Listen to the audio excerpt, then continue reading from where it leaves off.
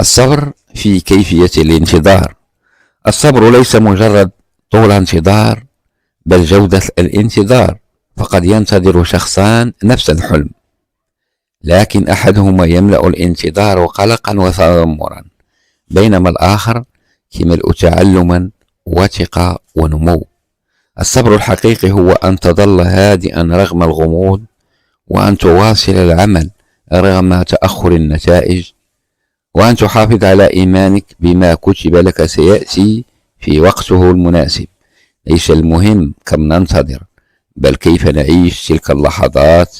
فأجمل الفرص تحتاج إنسانا ناضجا ليستقبلها، ولهذا يكون الانتظار أحيانا جزءا من الاستعداد. أحسن الانتظار، يأتيك ما تستحق في وقت الذي تستحق. الصبر ليس مدة زمنية، بل أسلوب تفكير يصنع الفرق في الحياة ديالنا.